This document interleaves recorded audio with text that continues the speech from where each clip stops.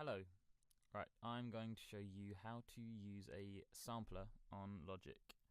The sampler we're going to use is the EXS24, which you can find down here. If you hold down, click on that, and then go down to the EXS24, which is down here on stereo channel, and it will open up a box like this.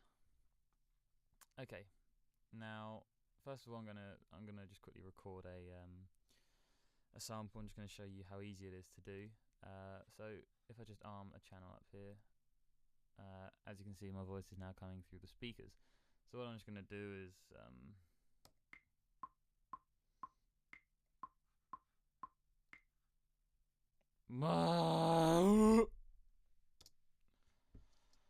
okay, so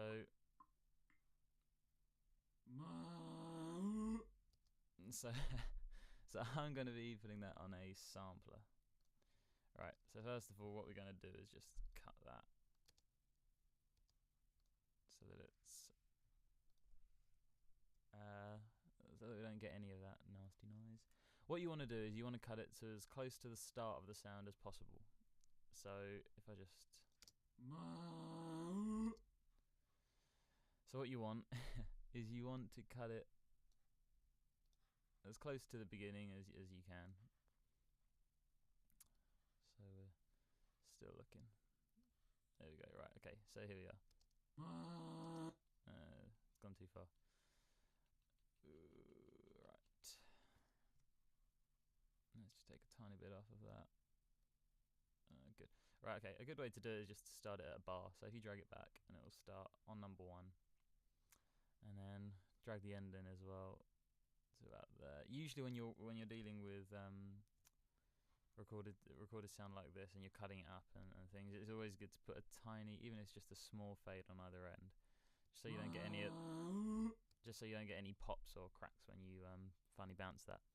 Once you've done that, put a loop on just over that thing that you want. Solo it so you don't get anything else in case you have got anything else running, and then bounce it, and it will just come up. It should come up in the folder that you've already created for your Logic project. So just call it, I don't know, bounce that. I've done it as an MP3 just down here. Bounce that, and it will look onto that folder. Now, once you've got the EXS24, which, as I said, you can find down here, you just double click on that, and it will come up again. To open up the window you need to add the sounds onto a sampler, you push this button here that's got edit written on it. So if you click that, you'll come up with a keyboard that looks like this and a little folder thing.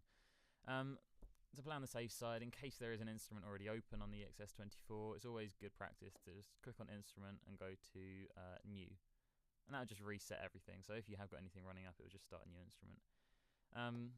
To load up your samples, if you click on zone and you go down to load multiple samples here, it should, it'll open up. So it's opened up throughout everything: documents, my name, screen recording, and bounces. So it's already open in the folder that I want it to be open in. It should do. If not, then you might have to do a little bit of browsing, but not a problem.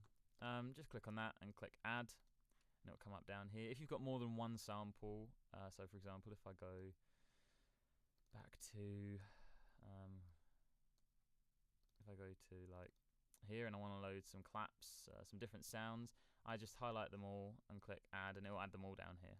But I don't want any of those for the moment. All I want, remove all, just go back to, all I want is this.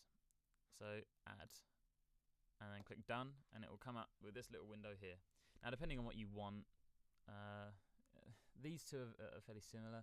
All you really need, for this particular thing, I'm just going to be using contiguous zones. And to start off with, if you're playing a particular melodic instrument, so for example, if you're playing a guitar and you played an E note, then you'd obviously want it to start with E1, which is there.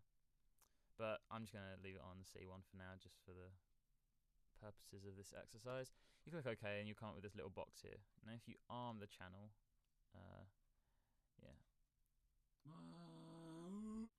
now that noise that I made is on this key. If you stretch out that note now across the whole keyboard, either side,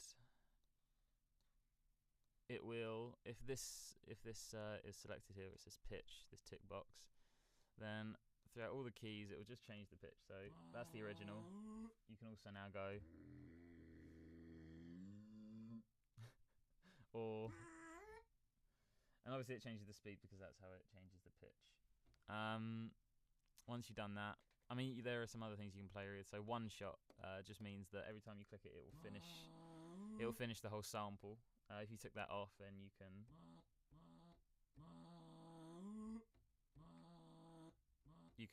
change the amount of the sample that you actually want. If you click reverse, it just does what it says. It reverses the sound. Yeah.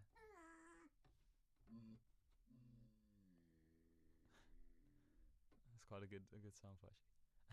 Okay, so once you've done that, that's pretty much all you need to do. Click close and it'll come up with this. Save.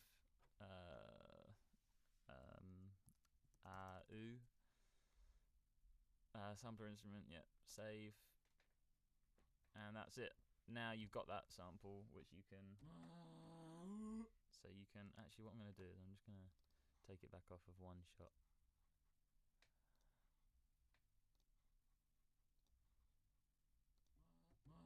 And then you can record.